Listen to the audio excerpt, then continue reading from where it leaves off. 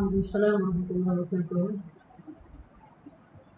Ada yang bersalam saya jawab semuanya dan cek. Alhamdulillah minasyaitonirrajim. Bismillahirrahmanirrahim. Alhamdulillah rabbil alamin wassalatu wassalamu ala asyrofil anbiya'i wal mursalin wa ala alihi wa sahbihi ajma'in. Qala rabbi shrah li sadri wa yassir li amri wahlul 'uqdatam min lisani yafqahu qawli.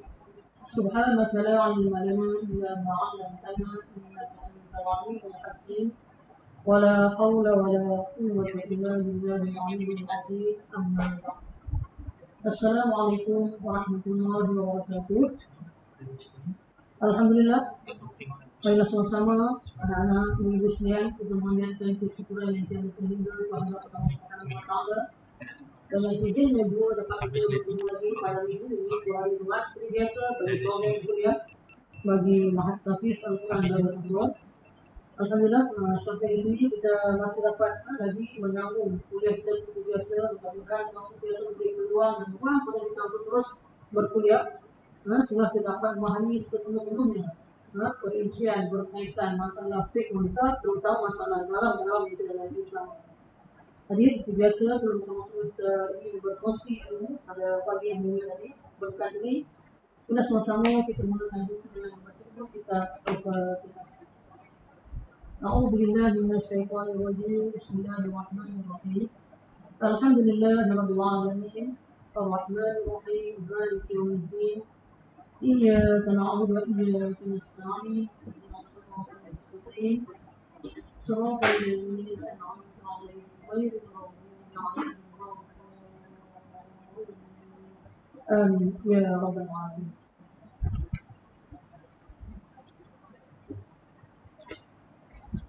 Bagi yang ada kitab, boleh buka pada muka surat 231. Kita tengok di screen 231 iaitu berkaitan tentang masalah yang ditulis ni, iaitu berkaitan cara atau kaedah untuk kita solat bagi yang kedatangan darah istirahat. Disebutkan di sini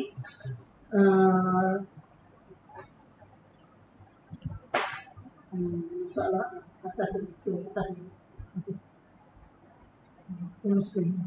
Itulah. Muka surat 231 bagi yang ada kitab dan bagi kita berikan slide tu untuk tengok apa yang saya baca. Saya menggunakan kitab Al-Fadil Ustaz Mansur Maulana Mansur di sini, dia berisi sekali yang menulis kitab ini. Jadi kita gunakan kitab inilah untuk kita memahami masalah yang sangat rumit ini. Undang-undang kita. Baiklah, kita telah bincangkan beberapa persoalan sebelum ini, iaitu pada yang lepas berkaitan tentang istighfar, definisinya dan hadis-hadis yang berkaitan tentang para sahabiah yang wanita yang melalui perkara yang kita lalui hari ini itu ada dalam Islam telah bermula pada zaman Nabi SAW ini. Itu hadis tentang Fatimah binti Abi Qubais. Antara wanita yang paling kenal banyak dari Islam adalah Fatimah binti Abi Qubais. Dialah yang banyak bertanya. Dan sebab dia kenal, kita pun tahu lebih hukum. Itulah hikmahnya. Kita belajar ini adalah untuk mengambil tahu hukum berkaitan masalah darah-darah yang kita alami, yang kadang-kadang tak dapat nak trace darah apa yang berlaku sebenarnya. Yang 3 darah, haid, nifas, istirahat. Haid, istirahat, nifas. Dan satu lagi darah yang kita belajar berupa adalah talq. Ini darah yang keluar tak sampai sehari semalam sebelum melahirkan anak. Sebelum melahirkan anak atau sebelum berlaku keguguran. Darah yang keluar tak sampai sehari semalam kemudian gugur. Darah yang keluar tak sampai sehari semalam kemudian beranak. Itu darah sama darah talqi. Kalau kata dia tinggal solat sama ni, dia berhenti balik. Itu darah talqi. Jangan dengar, tapi kami berlepas dalam pelajaran. Itulah kena belajar, kita tak tahu darah. Itulah darah sebab tanda nak beranak.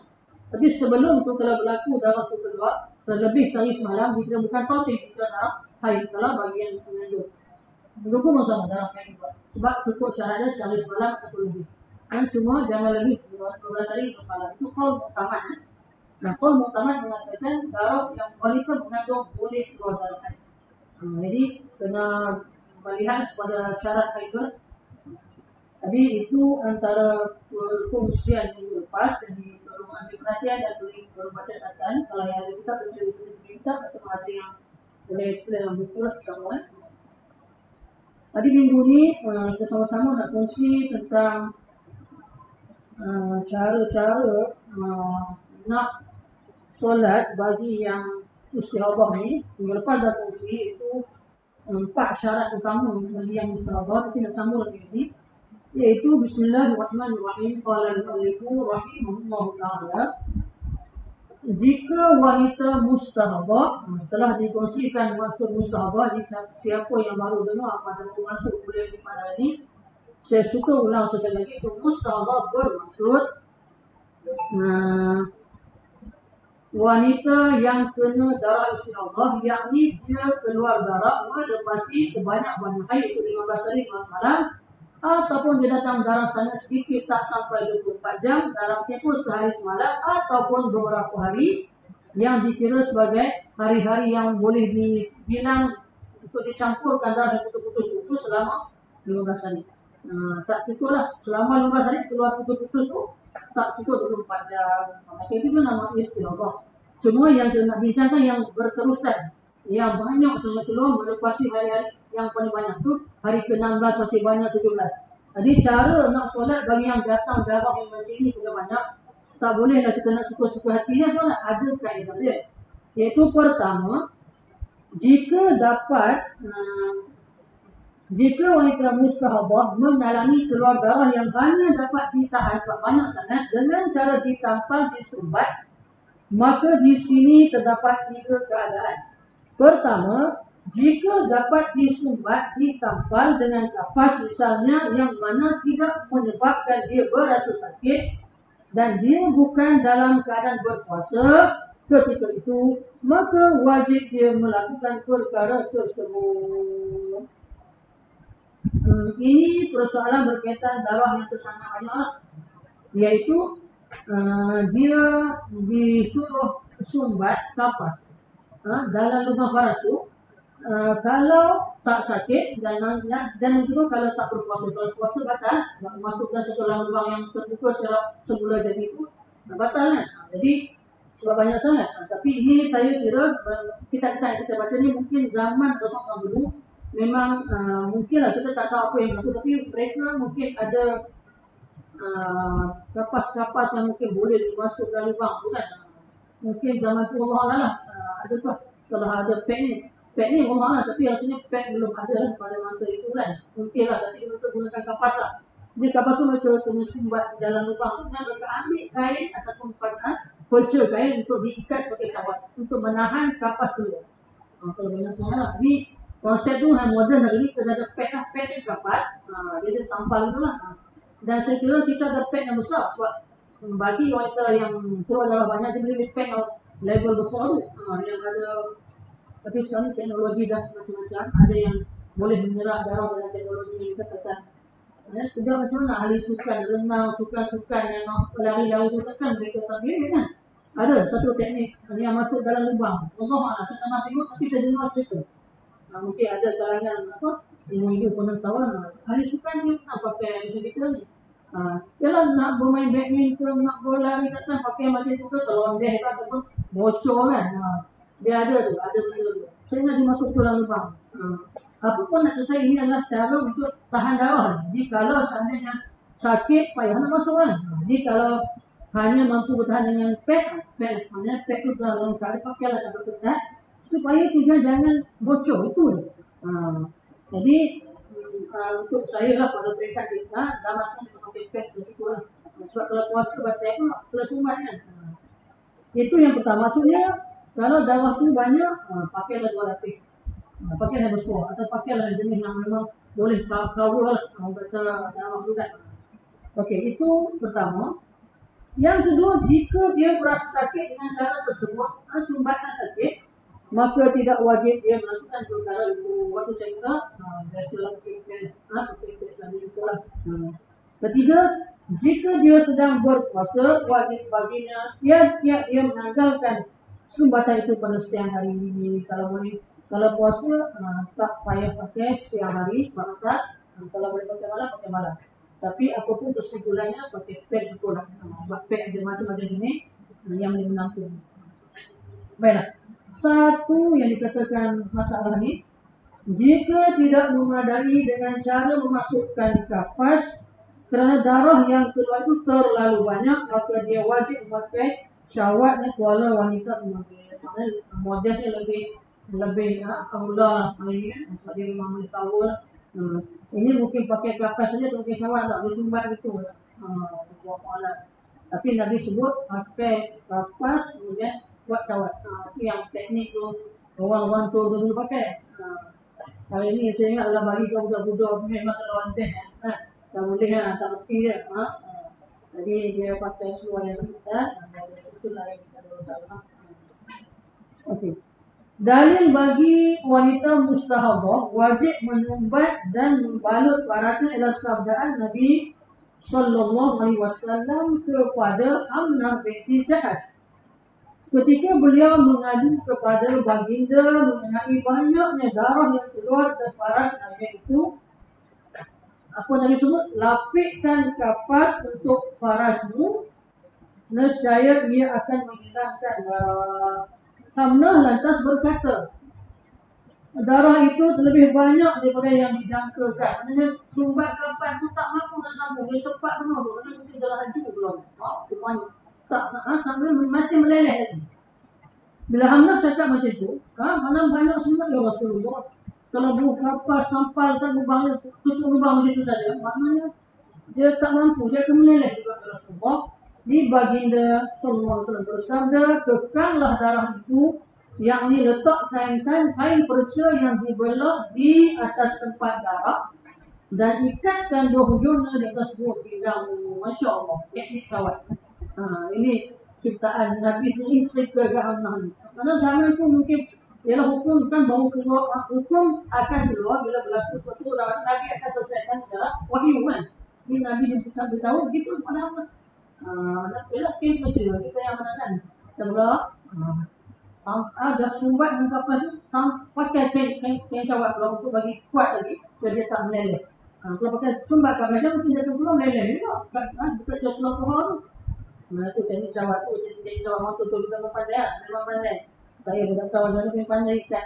Dia boleh dia buat tali kan. Mungkin ada sahabat-sahabat kita yang agak macam-macam sini mungkin Tuhan tahu tanya. Tapi nak cerita dia itu kita tak boleh buat lah. Kita tak boleh buat.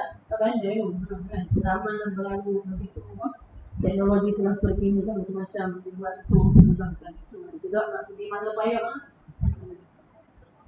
Okey, itu antara hadis berkaitan Nabi suruh sumbat dan pakai tawaf. Yang kedua, setelah dia memakai kuala wanita, jika darah masih juga meleleh keluar dari kuala wanita tersebut, maka perkara itu dimaafkan. Kalau dah banyak sangat tak mampu, tengah solat meleleh juga kan. Dan maka itu dimaafkan sebab tak ada tengah solat dah banyak sangat. Dan dia wajib bersegera basuh parasnya, kemudian memasukkan kapas, memakai kuala wanita yang baru dan berwuduk atau bertayamum sesudah masuk waktu solat pada setiap solat fardunya untuk mengurangkan hadas dan bersegera solat sesudah wuduk. Sebab kena segera solat tak terwuduk. Kalau ada banyak baca ini rupa kan, solat seorang tak perlu jumpa imam kan. Sebab memang takut berleleh. Dan dia tu boleh batal. Tak boleh tak tengah-tengah basuh lagi. Tak terima solat nanti yang meleleh. Lekat kain semayang, tak boleh. Itu cara dia. Jadi itu yang menyebabkan kita segera solat. Masuk waktu, masuk, pakai pad, segera wuduk segera dan segera solat. Dan kalau dia keluar pada masa itu tak minta batal, dimaafkan. Tapi kalau kita dah pakai syawat elok, bukan pakai itu dalam rumah, pakai elok, tapi keluar juga dimaafkan. Itu masalah. Cuma satu solat fardu adalah satu wuduk untuk satu solat fardu.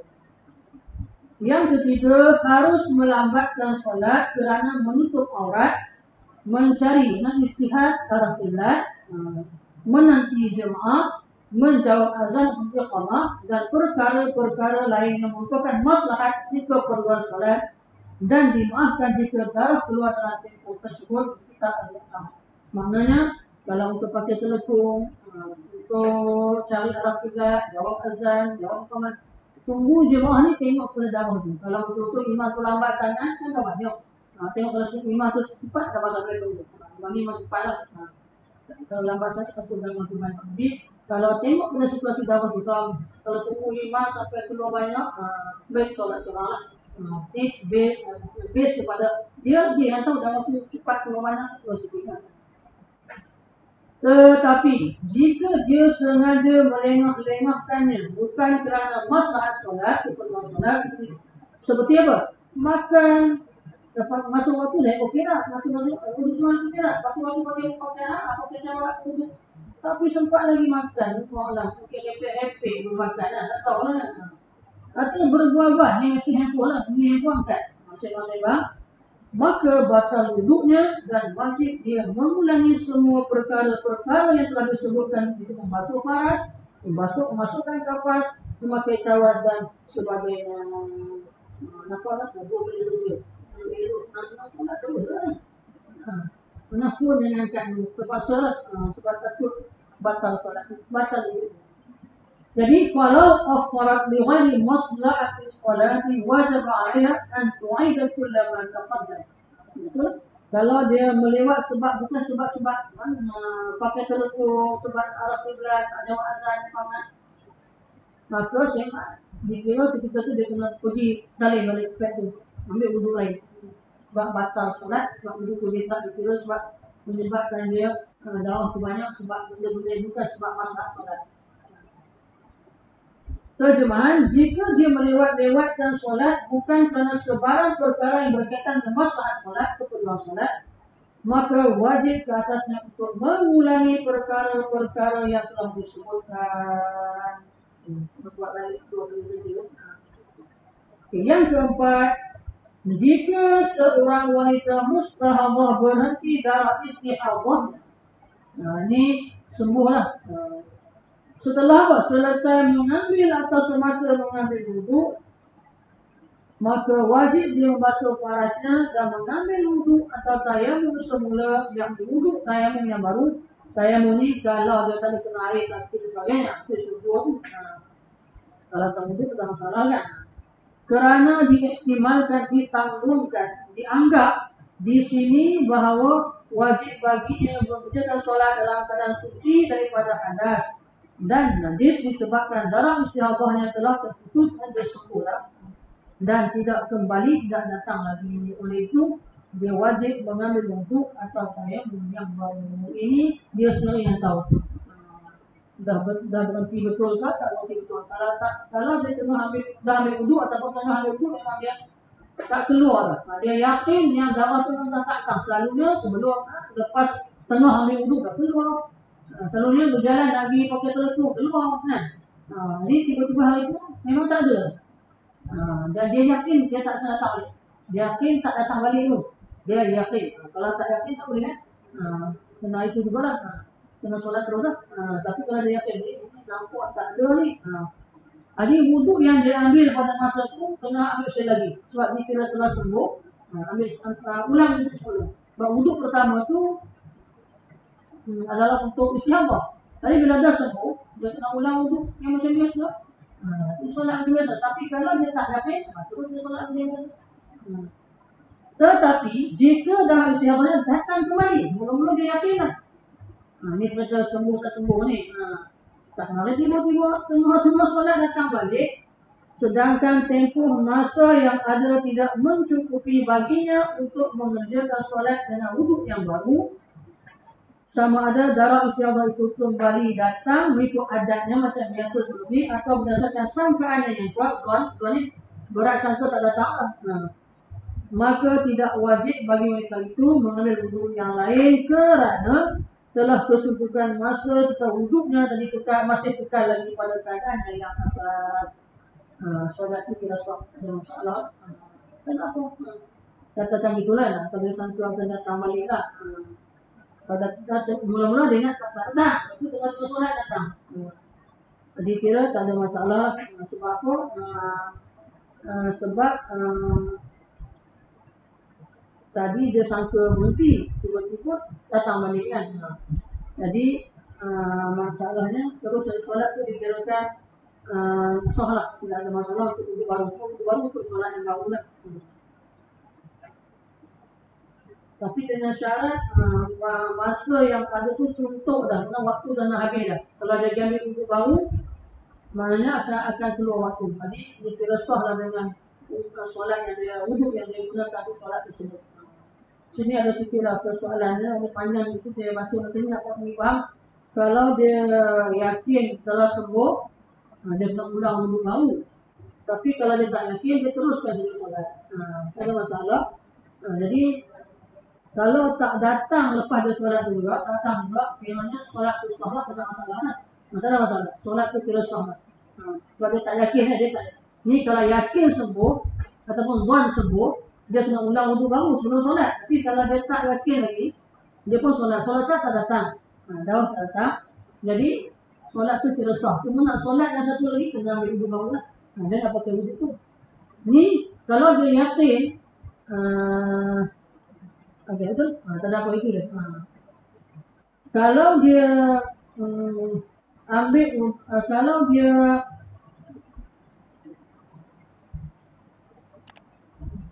darah tu datang balik, maknanya ketika itu waktu telah sempit. Waktu sebenarnya waktu dah tak habis. Bahkan dia dah solat dengan wuduk yang kata yang dia ulang tu kan. Yang mula-mula dia yakin sembuh. Tiba-tiba dia solat, dia pun ambil sekali lagi wuduk. Faham betul? Mula-mula dia yakin sembuh. Kemudian dia yakin sembuh, dia kena ambil wuduk baru balik. Ini sebelum solat ni. Sebelum solat. Jadi tiba-tiba dia pun solat tengah solat datang balik. Yang tu tak ada masalah. Jangan waktu pun dah sempit kan, dekat waktu dah. Jadi dikira sah lah dengan solat tu kira sah dengan wuduk yang kita ambil tadi itu pun. Sebab apa kita ingat kita yakin atau kita zon dah sembuh. Kita pun bila lepas ambil wuduk basuh kaki semua tu dah tak rasa keluar lah. Selalu adatnya akan keluar. Jadi kita yakin lah. Baik itu sempat ke solat ni kan dia tak keluar ni. Kita pun kira sembuh lah. Bila sembuh, kita ambil wuduk sekali lagi. Dah berwuduk lah ni. Tengok dekat pad pun tak ada apa. Kita pakai pad. Tengok pad pun tak ada apa. Kita keluar korek pun tak ada apa-apa kan. Jadi kita ambil wuduk sekali lagi. Tiba-tiba tengah-tengah solat keluar. Syarat dia waktu solat dah sempit. Kalau waktu solat masih luas lagi, kena pergi ambil wuduk sekali lagi. Sebab apa tadi wuduk kita wuduk orang yang sihat lah. Maka ambil wuduk orang yang sihat semula.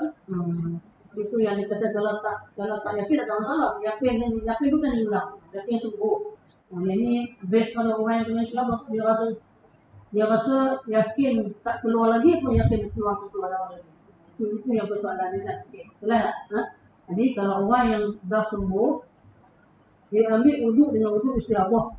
Tapi tiba-tiba tak keluar darah sebelum dia solat. Kalau dia yakin darah tak akan keluar, mula-mula dia yakin kan. Kemudian dia pun ambil wuduk sekali lagi, macam orang sudah tak ada istiadah lah, biasa. Maka dikira tak ada masalah, sah lah wuduk kan, sah lah solat tu. Tapi andai dia yakin berhenti, tiba-tiba tengah solat datang, kalau waktu solat masih sempit, teruskan saja. Dekat-dekat ambil waktu tu. Tapi kalau waktu solat masih luas, kena patah balik. Kena solat 3 kali itu. Itu cerita tu. Dan itu betul lah. Faham ni? Boleh ya? Dia cerita tentang sembuh tak sembuh ni, base pada orang tu. Kalau dia kata aku tak yakin, teruskan. Tiba-tiba tak keluar darah kan? Tak ada masalah. Solat tu sah. Tak ada masalah. Cuma nak solat baru yang baru, nak ambil baru macam biasa. Nampak dia dah sembuh lah. Lepas solat tak ada apa-apa. Yang tak rasa keluar kan? Dia sembuh lah tu. Mungkin masa tu dia yakin tak ada sempat lah solat. Yakin sembuh ataupun yakin sempat wuduk dan solat tu sampai habis tak ada keluar darah. Ini cerita mula-mula ingat dah sembuh, dia ambil wuduk sekali lagi lah. Mula wuduk istiadah, lepas tu selepas ambil wuduk tu selesai tak rasa keluar darah. Saya ulang naik kali limpah. Lepas tu dia pun ambil lah wuduk yang lain pula sebab rasa dah sembuh, yakin dah sembuh ataupun zon dah sembuh. Zon ni berat sangka darah ni dah tak keluar ni. dia pun solat keluar, solat keluar. Terasa keluar. Jadi ketika tu macam mana buat? Kalau waktu solat tu masih luas, lambat lagi nak zuhur. Contohnya lambat lagi nak asar. Ni zuhur kan, zuhur tu lambat lagi. Pukul 3, pukul 4, zuhur 4.20 kan. Gitu. Jadi yang pada masa tu dia boleh ulang wuduk. Tadi dia yang sembuh tu tak sembuh lagi. Ini 3 kali. Tapi kalau dia dah rasa yakin sembuh, tak keluar tak ada masalah. Okey, itu masalah macam dah sembuh tak sembuh lagi penyakit tu. Nah, wuduk yang kita istiadah tu bila dah sembuh dikatakan jadi. Sebab tu wuduk orang Islam. Ini bila dah sembuh kena niat macam biasa lah. Sambil aku berwuduk sambil buka kecil. Itu dia. Jadi kemudian solat yang macam biasa lah. Tapi kalau datang balik tengok tu solat tu. Masih luar lagi waktu solat tu. Ambil wuduk istiadah semula. Mula wuduk istiadah. Tiba-tiba tengok ada keluar. Keluar solat. Lepas tu dia ambil wuduk sekali lagi. Kemudian dia pun solat tengah solat datang. Kalau waktu solat masih luar lagi waktu tu berhenti ambil wuduk baru. Wuduk istiadah balik. Itu solat lagi. Itulah sebetulnya maknanya hukum dia tu. Yang kelima, orang yang sentiasa keluar air kencing atau kencing tidak lawas, yakni salisul baul, atau sentiasa keluar air wadi, keputihan, mazi ni yang telah terbincang dulu, air kadang-kadang tak rasa syahwat apa pun tapi keluar mazi.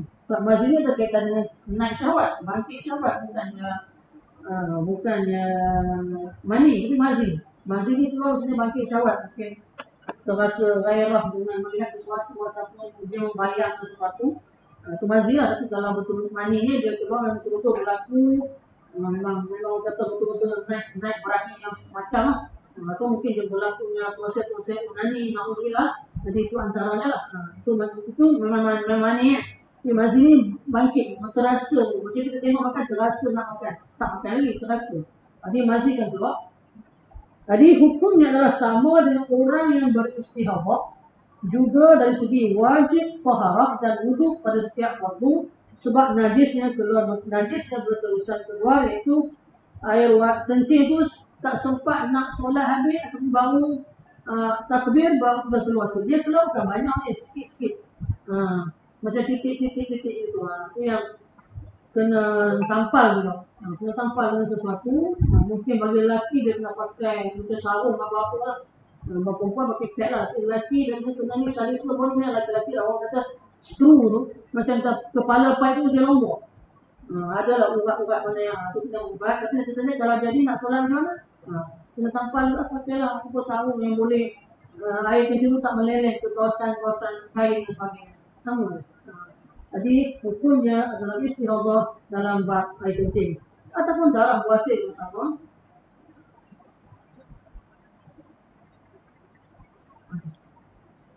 Darah buasir bersama, angin bersama. Tapi angin tak perlu lah pakai sarung apa dah. Angin ke belakang sampai angin tak apa, dia tak keluar benda.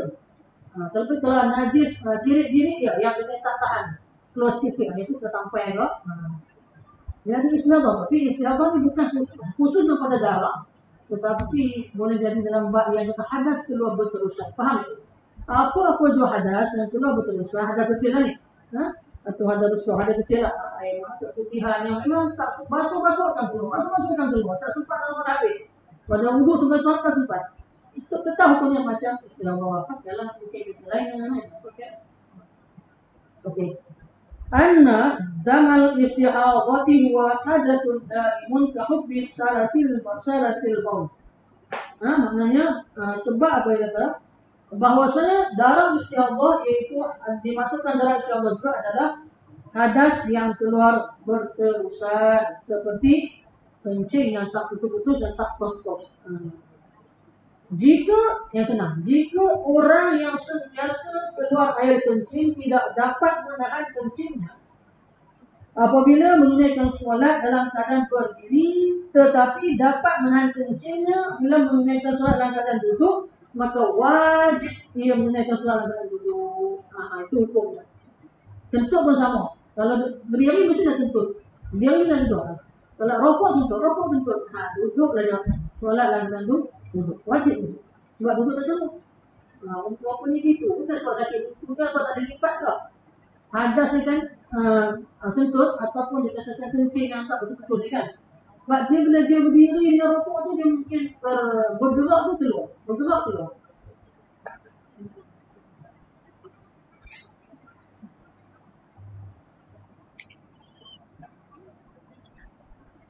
Bergerak keluar jadinya kalau dia duduk tak keluar. Yang itu wajib solat duduk. Sampai dia sembuh penyakit tu.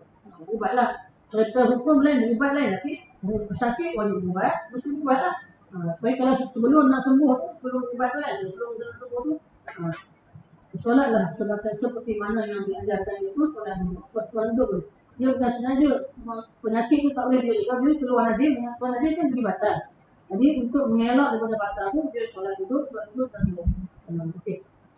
Jadi ambil berat sikit lah hukum ni. Sebab ada orang jenis kentut tu. Dia kentut, dia masa ada setengah ni masa solat, dia kentut, dia tak kentut. Pulang dah.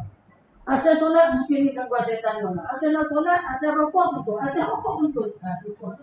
Kalau gitu, dia kena solat duduk lah. Kalau dia duduk, dia berdiri untuk kali pertama, dia tak duduk. Tapi dia tak boleh berdiri langsung. Tak boleh berdiri langsung, duduk terus. Takbir masa duduk. Tapi kalau boleh berdiri, yang rokok dia kentut betul keluar kencing tu, diri sekali ya. Diri sekali takbir, lepas tu turun duduk terus. Sebab dia tak boleh rokok. Jadi ini base kepada tengok dia keluar masuk bila. Kalau semua keadaan keluar, duduk pun keluar, yang itu solat diri macam biasa. Sebab dia ikut mana pun dia keluar kan. Ini cerita kalau duduk dia tak keluar. Lepas tu kalau nak bagi hukum ni, semoga hukum solat atas kursi, solat duduk, solat baring kan. Solat atas kursi adalah yang banyak orang keliru kan. Tu tengok pada sakit macam mana. Sakit macam mana, bahagian mana, nak suruh duduk atas kursi tu. Sebab berjalan merata boleh kan. Kalau duduk atas kursi, nak takbir tak? Sebelum duduk atas kursi, biasanya untuk yang sujud dan duduk atas dua sujud. Sebab apa dia tak ada lipat kaki. Tapi masa tak berdiri, Fatihah, berdiri, rokok boleh rokok, sujud tak boleh, duduk atas kursi. Kemudian, base dia gitu. Kalau berjalan pun tak boleh, memang tak boleh jalan, dia mengesal. Solat duduk terus. Tak payah, mana boleh diri pun. Ni berjalan merata pergi, boleh. Itu yang kena, itu balai itu buat solat. Itu buat kena bincang buat solat. Solat orang uzur. Tapi itulah, lebih kurang macam tu nanti kan.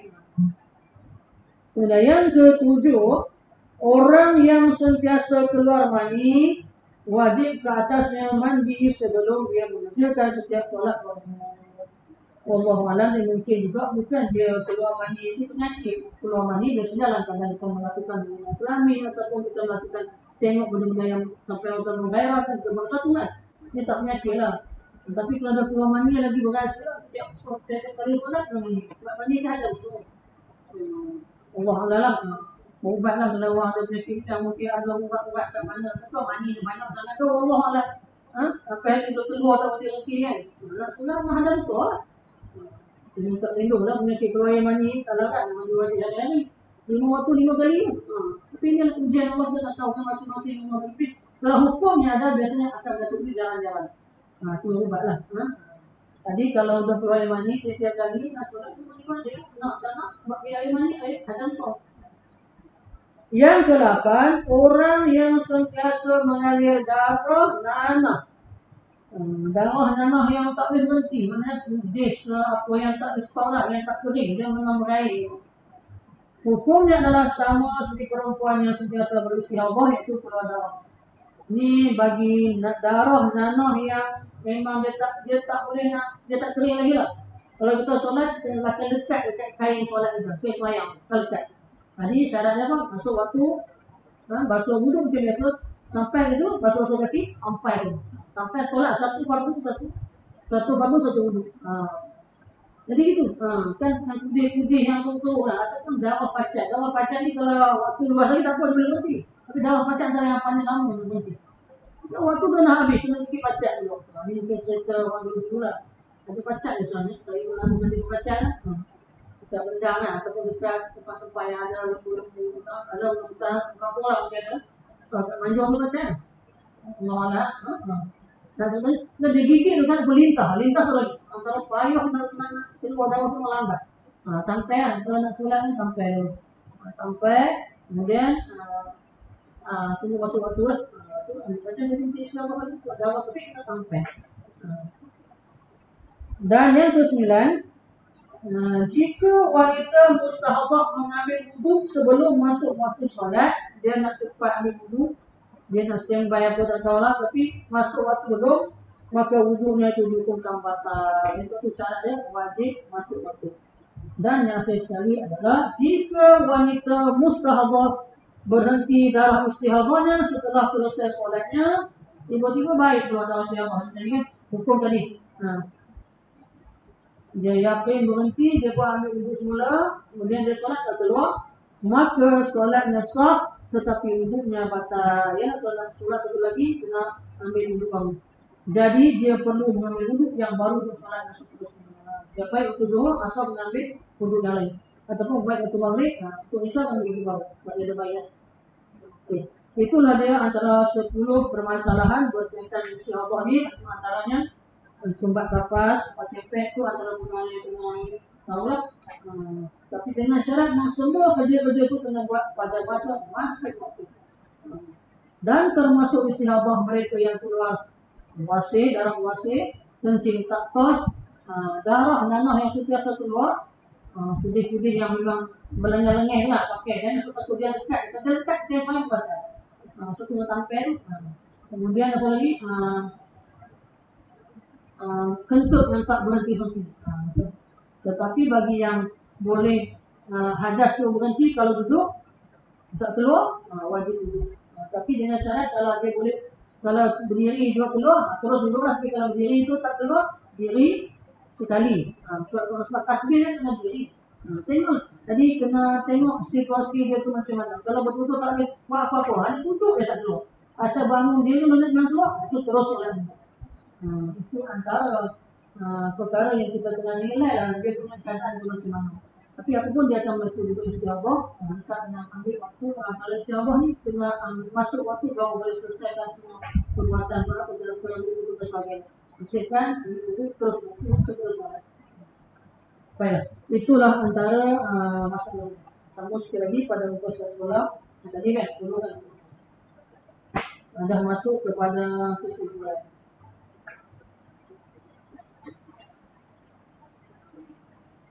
Kesimpulan ringkasan hukum istihadhah untuk pemantapan pelajar dan kitab Al-Ibras. Ini rujukan kitab Al-Ibras. Kesimpulannya, hukum-hukum istihadhah boleh buka tak? Boleh. Penerahan. Darah istihadhah ialah hadas yang berkekalan seperti masalah kencing dan awas. Ia akan membatalkan wudhu tetapi tidak menghalang daripada menunaikan puasa dan solat. Maka wanita mustahadah wajib membasuh darah pada farasnya tanpa perlu mandi, membalut farasnya. Mandi tak payah, tapi balut faras, mengambil wudhu wajib bagi setiap solat fardu dan kemudian yang bersolat tanpa perlu mengkodok yang telah tak perlu kodok. Katakan dah semua ni nak kodok tak? Semua solat kita pakai teman, semua solat ketika mustahadah kena berlaku. Adakah kena kodok semua solat kita solat dan masa keluar darah istihadhah? Tak perlu. Apabila kita ikut daripada syarat lah. Pertama masuk waktu, bersihkan faras, pakai pad, kita sempurna, terus duduk dan segera solat. Dan jangan lupa untuk duduk, kita niat sahaja aku berduduk bagi mengharuskan solat dalam waktu pertama. Jangan lupa ni Pak, sahaja bagi semua perkara istihadhah ni, kena niat sahaja aku berduduk bagi mengharuskan solat dalam waktu dan satu duduk untuk satu solat fardu sahaja. Al-makna anna damal istihadhati huwa hadathun da'imun kahukmi salisil baul yang khudul wudu'a wala yamna'un sawma wassalat fal mustahadatul wajibu alaiha taghsilu dama min farjiha faqat duna al-iqtisali wa tarbitu ala mawdi'ih wa tatawadda'u li kulli fardhin wa tusalli. Ini adalah terjemahan yang atas. Kitab ni terjemah dulu, bawahnya bahasa Arab. Itu kaedah dan kemudian Wanita mustahadah wajib melakukan perkara berikut ketika ingin bersolat. Inilah kesimpulannya. Wayalzamul mustahadata fi'luhu idza aradat sholat al-ati. Yang pertama apa dia? Membasuh parasnya sebelum berwudu, antahsilal mustahadatu farja qabla wudu. Yang kedua, wajib menyumbat parasnya dengan kapas percekait kamus untuk menghalang najis keluar atau untuk mengurangkan keluarnya darah. Wajib melakukan perbuatan ini kecuali dengan dua syarat. Kecuali dengan dua syarat, yaitu ini saya tak baca Arab, saya baca bawah, ini terjemahan. Perbuatan itu tidak menyakitkan dengan kadar sakit yang tidak dapat ditahan pada kebiasaannya. Ini contoh sebab kepedera, kalau sakit tak payah. Yakni kesakitan yang keterlaluan atau dikhawatiri menyebabkan perkara-perkara yang ditakuti pada masalah tayamum seperti kematian atau bertambah kesakitan. Khususnya pada wanita yang punya jangkitan. Ini orang yang laki-laki, maknanya tak perlulah subat kalau sakit, betul. Yang kedua, syarat kedua, wanita itu bukan sedang berpuasa. Jika dia sedang berpuasa, maka dia tidak boleh melakukannya pada waktu siang dan dia boleh melakukannya pada waktu malam. Jadi kesimpulan senang tak kepek. Sakit pun sumbat-sumbat dia nak anak darah lagi tak eloknya. Darah ni nak darah nak lah darah. Jadi maknanya mau darah ni pun kalau tak payah sumbat kepek sakit dulu. Ini maknanya dah lepas darah sumbat-sumbat lagi. Jadi sekarang dah teknologi ni kepek cukup lah. Kalau banyak pakai soft. Okey. Yang ketiga, dia mesti membalut parasnya jika sumbatan itu tidak menghentikan darah dan cukuplah sekadar balutan saja. Jika dia sudah tidak mampu, darah masih tetap berhenti. Maknanya pakai balutannya pakai pad lah. Maknanya pakai lebih sikit lah. Tapi kalau dia keluar juga, dimaafkan itu solat. Bahasanya terbocor. Kita dah usul kan? Allah tak akan membebankan kita benda yang kita buat kan? Dah pakai elok itu keluar juga. Tak apalah aku dimaafkan. Tapi yang penting jaga dulu pakai tu elok. Jangan pakai longgar kita ketat. Yang tak menyakitkan solat. Yang keempat, dia mesti berwuduk selepas masuk waktu solat kerana ia dikira sebagai taharah darurat. Bersuci yang darurat, yang tak dapat dielakkan sahaja, seperti mana pada masalah salah sulbau dan sebagainya. Jadi kena ambil wudu atau kena selesaikan tu setelah masuk waktu solat. Jangan sebelum solat jangan sebelum masuk waktu tak wudu.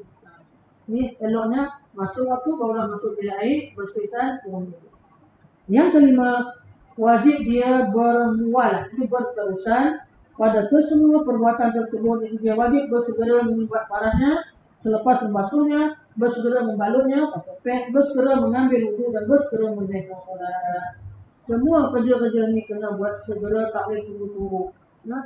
Betul. Harus baginya terlambat menunaikan solat kerana melakukan perkara yang berkaitan dengan solat seperti menutup aurat, menunggu jemaah, menjawab azan, melakukan iqamah, menunaikan solat rawatib qabliyah. Tak salah kalau darah tak banyak sangat, kalau banyak sangat terus fardu. Dan bertayamum baginya tak boleh kena alis sebab sakit atau sebab ada masalah lain, patah dan sebagainya. Jika dia terlambat menabukan perkara berkaitan solat, dia wajib mengulangi semula kesemua perbuatan yang telah lalu. Itu antara dia ini kesimpulan. Yang keenam, dan dia wajib mengambil wudu yang baru bagi setiap solat fardunya.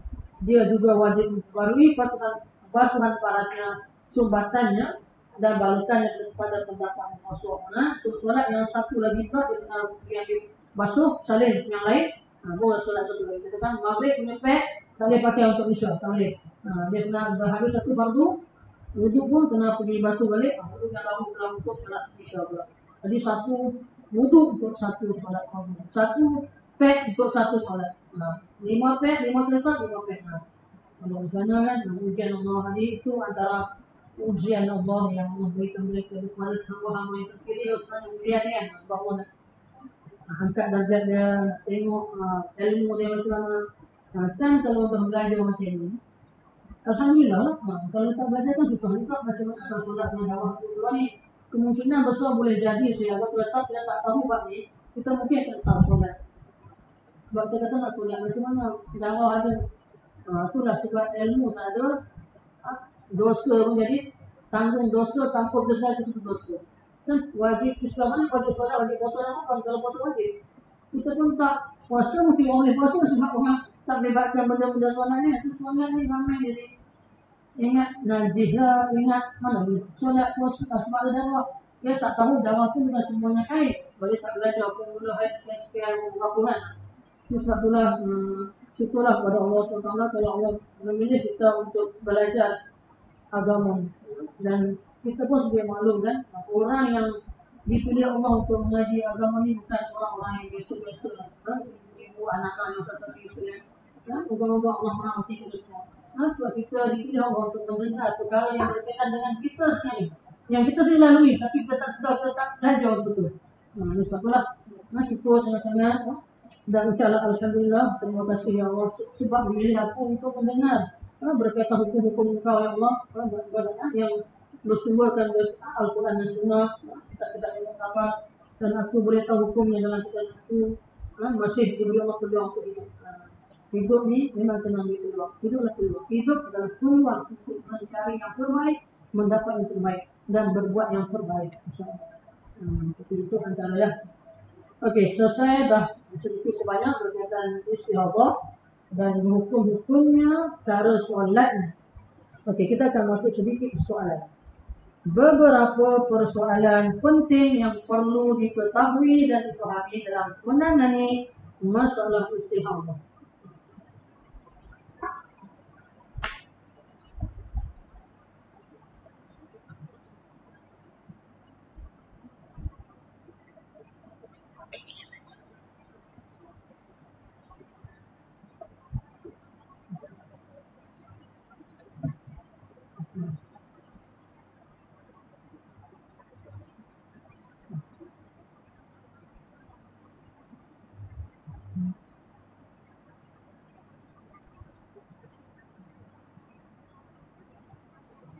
Ada soalan ni? Saya tengok soalan. Saya sedang ujian ni. Allah Akbar. Ustazah, macam mana pula kalau orang yang istihadah nak solat sunat? Adakah perlu memperbarui wuduk juga? Contoh macam nak solat sunat qabliyah, lepas tu nak solat fardu, kemudian nak solat sunat ba'diyah pula. Okey. Bagi yang kena istihadah, untuk solat sunat tak masalah.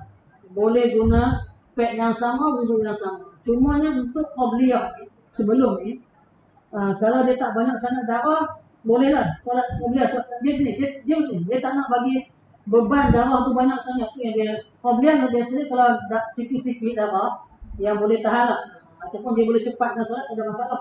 Yang maksud ni adalah solat fardu yang tak boleh tu. Yang sunat ada masalah. Satu solat, satu fardu, satu wuduk untuk satu solat fardu, bukan solat sunat. Sunat tak ada masalah. Kalau nak solat tarawih tak masalah. Lepas solat qabliyah Isya, qabliyah. Qabliyah ni bergantung sebab qabliyah ni sebelum solat fardu lah. Sebab sekarang ni nak segera solat. Jadi kalau darah tu banyak sangat, tak perlu solat qabliyah. Untuk solat qabliyah. Qabliyah ni kan sebelum solat fardu kan, solat rawatib. Kalau banyak sangat, kalau dia mungkin boleh agak tak bocor, solat kan qabliyah tak ada masalah. Jadi qabliyah boleh, lepas qabliyah boleh terus solat fardu. Sebab apa tu solat sunat. Yang syaratnya satu fardu untuk solat, satu solat fardu. Nak faham juga. Untuk orang istihadah, solat sunat tak ada masalah. Tak perlu salin pek baru lah, tak perlu.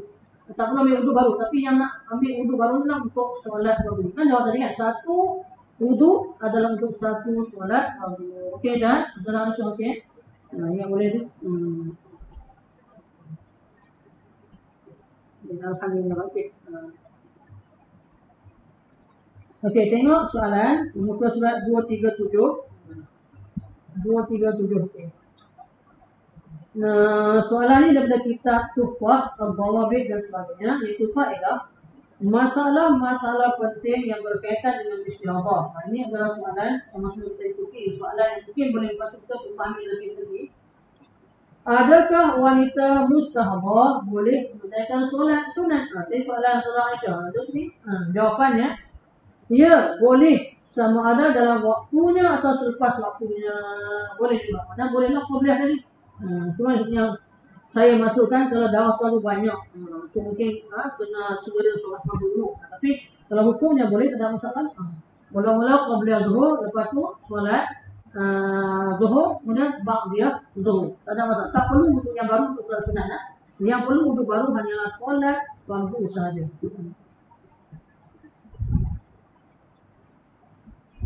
Hal lil mustahabati an tatanaffal? Al-jawab, na'am laha zalika fil waqti wa ba'da.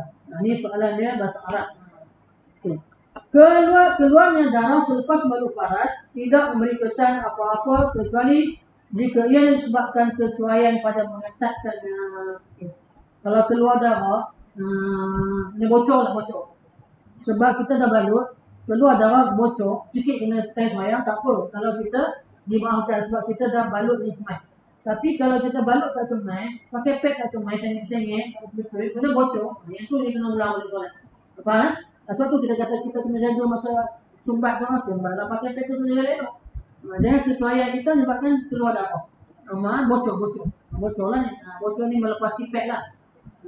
Jadi kalau dia kita pakai elok, kemudian dia keluar juga bocor, yang tu dimaafkan. Jadi masuk pakai pad ni jaga lah. Tapi kalau kesuaian kita pakai sengit-sengit tak jaga betul-betul, tak betul-betul kena kawasan yang keluar darah tu lubang paras tu, tiba-tiba longgar, tu keluar. Yang tu kena buat lain solat. Sebab apa dia kira kesuaian juga. Itu disiplin sekali solat istihadah ni. Dia jaga betul. Sebab Allah akan nak perkara yang terbaik. Menyembah ni dengan betul-betul suci. Jangan orang kata ada darah-darah melekat mana-mana bocor-bocor. Itulah dikatakan dia diterima solat. Inna Allah yuhibbut tawwabin wa yuhibbul mutatahhirin. Sesungguhnya Allah sangat menyukai orang yang bertaubat, membersihkan batin dosa-dosa kembali kepada Allah, dan Allah sangat menyukai orang yang mutatahhirin, yang suci zahir, iaitu basuh najis, mandi ada besar dan sebagainya. Itu punya syarat untuk solat. Yang soalan kedua, adakah darah mustahabah dimaafkan? Maafkannya ketika solat lah.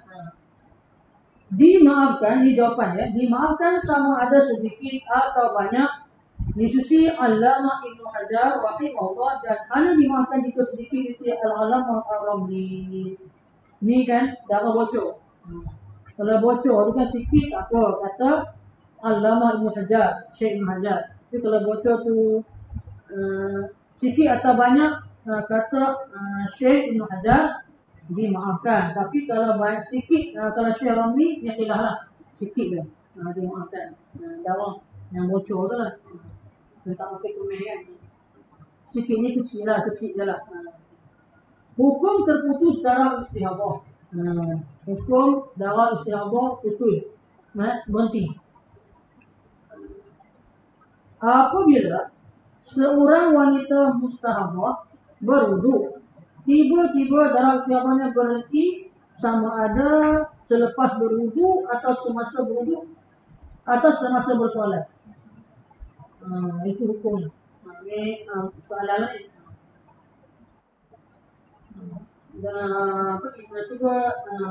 Cuba dengar baik.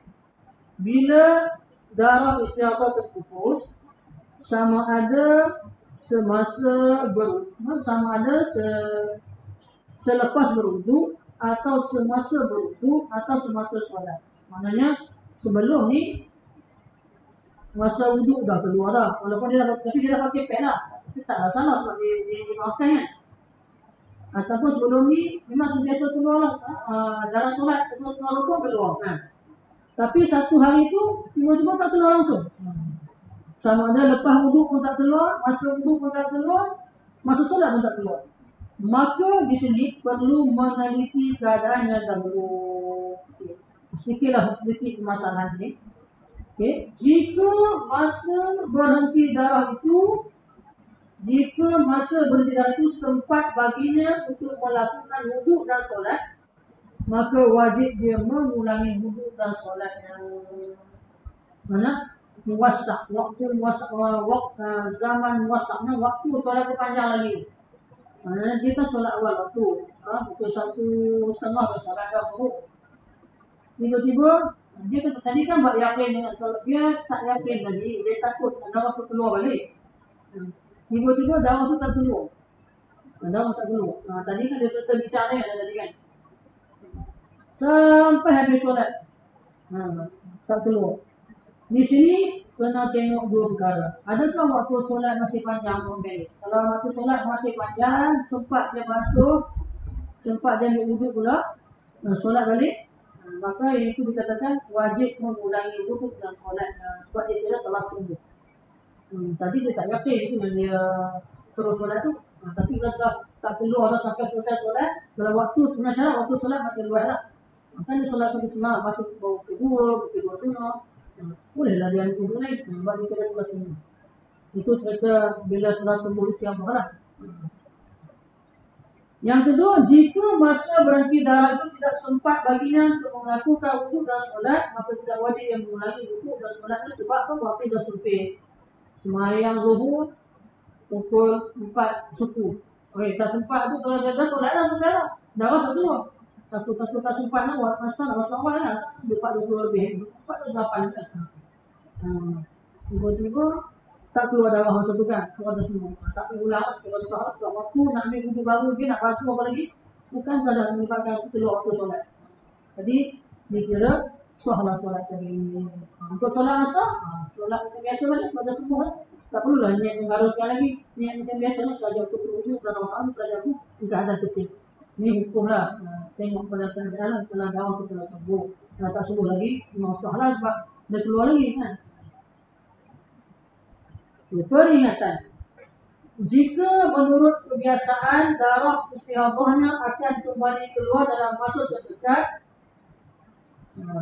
ini sedikit masalah juga. Kalaupun dia berhenti kejap ni, tapi kebiasaannya dia berhenti tu dia beragam. Karena dia berhenti kejap, lepas tu datang balik. Kalau biasanya dia berhenti kejap, dia datang balik. Kalau istiadah tu dia tak sembuh sepenuhnya lagi lah. Ataupun seorang pakar yang boleh dipercayai, pakar doktor pakar muslim, memberitahu kepadanya bahawa darah itu akan kembali keluar dalam masa terdekat, maka harus baginya memulakan solatnya.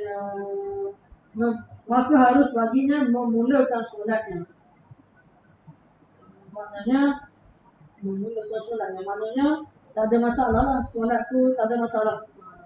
Boleh terus lah, tak perlu ambil ulang untuk baru lah. Tadi kan ulang untuk baru kalau baik. Tapi sebab biasanya dia akan datang lagi selepas sehari dua tu, dia tak sembuh sepenuhnya. Yang tu tak ada masalah. Solat tu masih sah lah. Tak perlulah ulang untuk balik solat balik. Macam tadi kan, waktu yang masih luas tu tak perlu. Kemudian jika darahnya keluar semula, maka wuduk dan solatnya terbatal.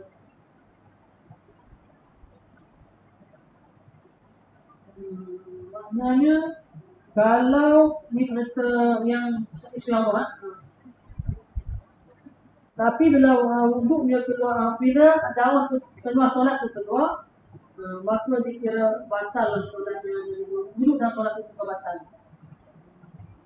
Maknanya yang ini ada sedikit kekeliruan.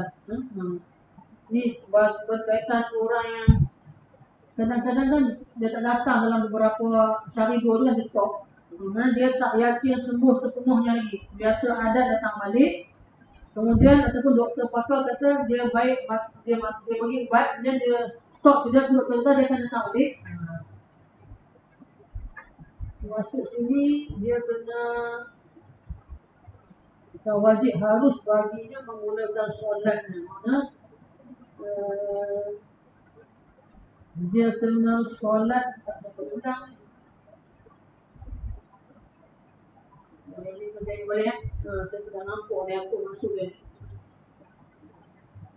إذا اقتدت عود الدم عن قرب أو حضرها ثقة عارض بعرضه عن قرب فلها أن تشرع. harus bajunya pada antas ruangan di sekolah itu. Saya tengok nomor 1.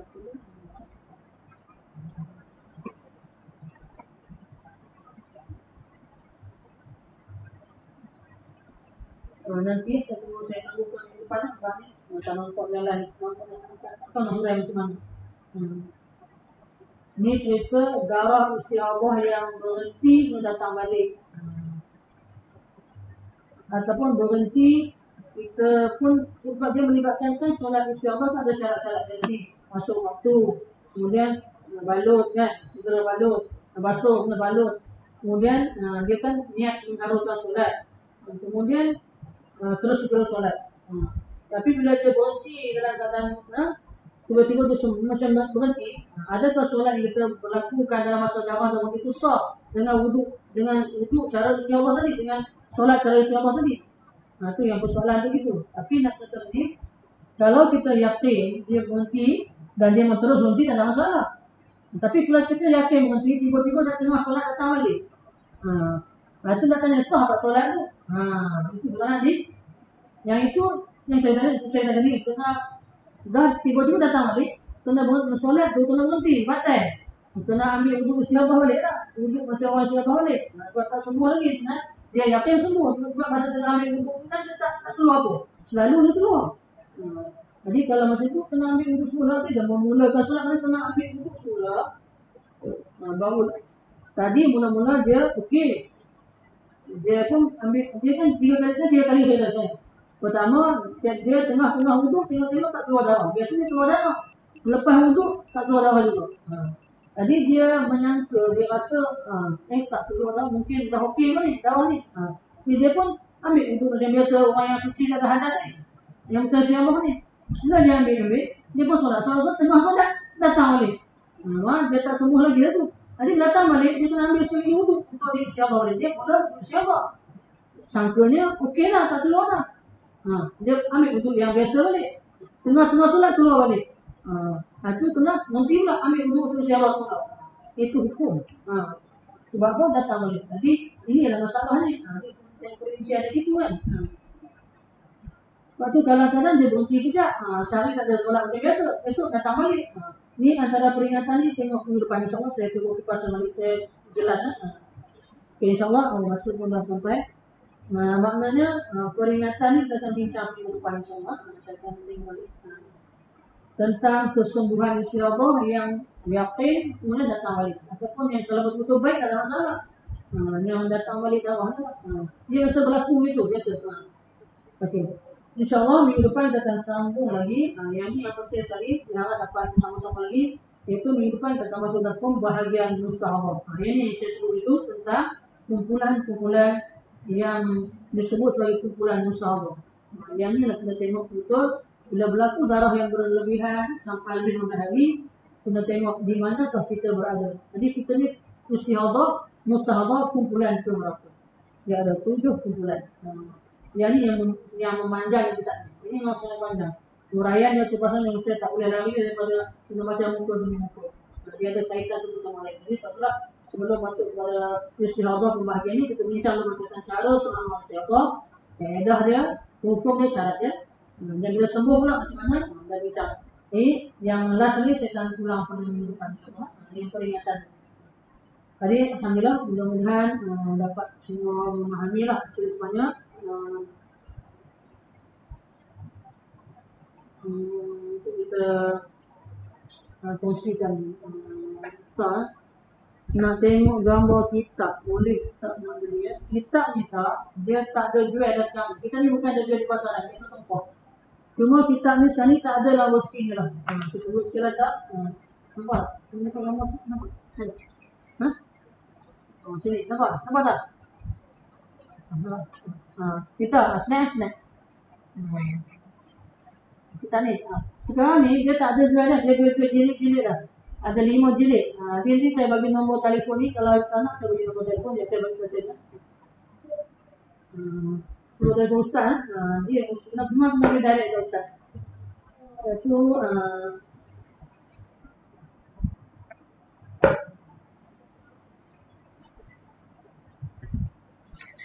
Saya masuk.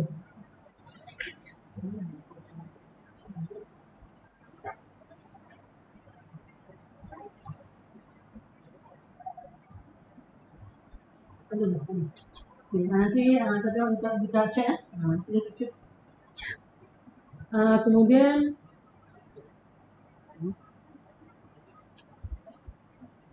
tampun namanya.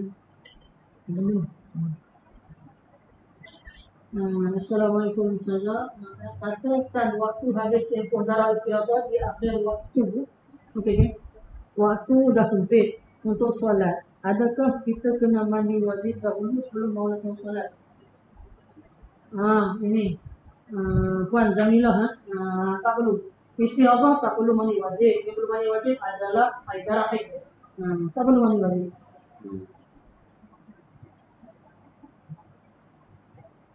Hanya ambil wuduk je, basuh dan ambil wuduk je. Darah tak ada lah kan. Waktu habis tempoh darah istiadah di akhir waktu dah sempit. Okay? Tak perlu istiadah, tak perlu mandi wajib, hanya perlu ambil wuduk saja. Basuh dan ambil wuduk.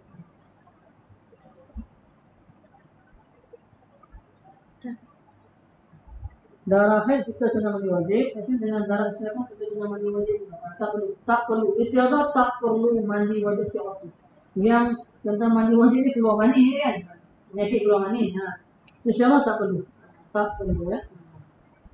Kemudian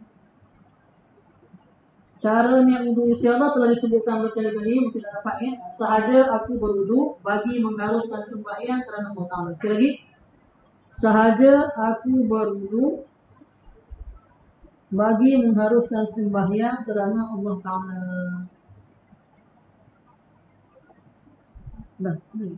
Sahaja aku berwudu bagi mengharuskan sembahyang kerana Allah Ta'ala. Dapat ya? Sahaja aku berwudu bagi mengharuskan. Biasanya mengharus bagi mengharuskan sembahyang kerana Allah Ta'ala. Itu niat terbaiklah. Boleh juga sahaja aku berwudu, tapi yang terbaiknya sahaja bagi mengharuskan. Biasanya bagi mengharuskan sembahyang kerana Allah Ta'ala.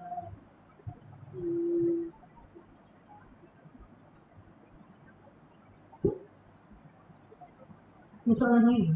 Okey, daripada Rohana Ibrahim, macam mana pula kalau asalnya ingat haid, jadi tak solat, tiba-tiba tak sedar hati bila dikira rupanya dia darah istiadah. Jadi wajib ke kita ganti solat yang masa ingat haid tadi? Kena qada kalau tiba-tiba bukan haid istiadah, kena qada. Kena qada Boleh ke orang sejana pula, boleh ke Waalaikumsalam, boleh ke orang musyawarah sembahyang jamak? Solat jamak ni kena bincang pula nanti. Jadi ada banyak satu pasal. Yang jadi masalah adalah solat jamak ni boleh. Cuma dia kena macam tu lah. 2 kali wuduk. Mana 2 kali wuduk? Baik jamak takdim kan? Cuma jamak takdim terpaksa lah sebab dia jamak takdim asalnya mualat kena lepas solat zuhur, solat asar. Tapi sebabkan dia dah jadi istiadah, dia kena ambil wuduk sekali lagi. Itu bincangnya macam tu lah. Jamak takdim. Dia kena ambil wuduk 2 kali, sebab satu fardu. Cuma masalahnya tak masuk waktu lagi yang solat satu lagi tu. Kalau yang biasa tak apa. Tapi saya akan bincang minggu depan boleh. Ingatkan saya. Minggu depan. So, dia ada masalah lain dalam masalah solat jamak. Okey. Kenapa orang istiadah kena Kenapa orang istiadah kena ulang balik solat dan wuduknya, sedangkan orang istiadah itu memang dibolehkan solat? Tak berapa faham. Kena ulang balik tadi sebab dia sembuh. Bukan sebab dia berhenti. Dalam kata dia yakin sembuh. Itu yang kena ulang. Ulang kalau dia yakin sembuh. Sebab masa dah ambil itu biasa keluar. Dalam itu tak keluar. Itu dia, kalau dia yakin sembuh, dia pun ambil wuduk, tiba-tiba datang balik. Itu dia kena ulang lah, wuduk baru tu. 3 kali wuduk dia ingat kata. Itu satu kalau tak sembuh dah tak yakin. Tiba-tiba kalau yakin ada masalah. Kalau dia kata yakin dia sangka takkan keluar, dia sembuh lah. Ni bab ni memang kena kupas sikit lah. Ni maknanya tiba-tiba dia tengok-tengok dia tak yang dia yakin datang balik. Datang balik tu kena ulang balik solat tu. Sebab apa dia kena sembuh lah. Dia kira tak sembuh lagi. Kalau sembuh tak ada masalah. Itu yang syarat. kena ulang ni sebab sembuh, bukan sebab kalau dah datang Allah sentiasa tak masalah. Ni tiba-tiba dia berhenti darah tu. Dia kena sembuh lah ataupun dia tak yakin sembuh. Itu yang kena tengok keadaan tu. Kalau dia sembuh, betul-betul sembuh, tak masalah. Tiba-tiba dia yakin sembuh, pun tak sembuh pula. Tiba-tiba tengah solat keluar boleh darah. Itu yang kena ulang tu. Sebab dia dah ambil untuk orang istiadah. Tiba-tiba dia tukar wuduk biasa. Wuduk biasa, kemudian datang balik darah tengah solat. Jadi kita ulang lagi lah. Wuduk istiadah balik lah. Mula wuduk istiadah, kemudian wuduk biasa, kemudian wuduk istiadah balik. Sebab datang balik tengah solat. Itu sebenarnya yang kena ulang, yang tiba-tiba darah tu macam stop, berhenti. Itu yang kena ulang. Ni saya tuliskan ni. Kita cek nombor telefon. Yang ni nombor telefon Ustaz masuk untuk kita nak tengok kita. Okey, sana kalau nombor telefon saya tidak. Maknanya niat tak ada lafaz mengharuskan wuduk tu tak sah lah, ya Ustaz. Kalau tak ada lafaz mengharuskan, sah. Cumanya lebih baik. Sahaja aku berwuduk kerana Allah Ta'ala boleh. Tapi lebih baiklah Islam melafazkan mengharuskan. Tetapi kalau niat mengangkat hadas kecil, memang tak sah. Siapa ambil wuduk niat mengangkat hadas kecil untuk yang kena siapa memang tak sah sebab hadas tak terangkat. So hadas tak terangkat. Jadi kalau siapa niat sahaja aku berwuduk, okey. Cuma nak baikkan tambah mengharuskan. Kita tahu kita istiadah. Mengharuskan solat. Okey ya, Syah ya. Okey. Jadi itu saja untuk hari ini. Jadi insya-Allah boleh nombor telefon. Itu nombor telefon saya yang ditulis tu. Jadi untuk soalan semua dan juga yang tentang jamak tu saya akan kupas waktu depan insya-Allah. Tadi berkaitan jamak takdir, jamak takhir ni kan. Jamak takhir apa lah? Jamak takhir apa sebab dia dah masuk waktu zuhur ni ada niatnya. Jamak takdir masalah. Okey baik. Insya-Allah nanti kalau ingatkan saya minggu depan kalau saya lupa. Kalau saya cuba standar kita masalah tentang apa? Solat jamak bagi yang kena solat. Betul? Tapi sekarang tak di mana kan? Tapi kena belajar lah. Betul di mana dia kan? Tapi cuma ada masalah sudah untuk yang solat jamaah. Saya simpan soalan ini untuk minggu depan. Jadi alhamdulillah syukur kepada Allah SWT dapat kita menghabiskan cukup banyak beberapa ilmu berkaitan istiadah pada hari ini. Tapi ingat insya-Allah kita akan ambil sebab penting ya, sebab mustahil pun pula bersama Allah pada minggu depan. Ini soalan-soalan yang tertangguh kita akan saya cuba insya-Allah mereka secara lebih mendalam selepas pencerahan. Ini jazakumullah khairan katsiran untuk yang bersama pada pagi ini. Semoga Allah menggantikan dengan pahala yang besar dan juga kebahagiaan di akhirat berkaitannya insya-Allah. Jadi kuliah hari depan ini ada berkaitan dengan itu masuk ke kuliah hari depan ini. Mudah-mudahan kelebihan Jumat berkaitannya ada bagi kita dengan mengambil master sedikit, berkongsi ilmu, mencari ilmu. Mudah-mudahan Allah boleh kita sebagai orang yang mendapat kebaikan dunia dan kemudian akhirat itu dengan mendapat surga insya-Allah. Jadi sama-sama kita sahih dengan tasbih kifarah dan doa insya-Allah. Subhanallah wa bihamdik. Asyhadu an la ilaha illa anta astaghfiruka wa atubu ilaik. Bismillahirrahmanirrahim.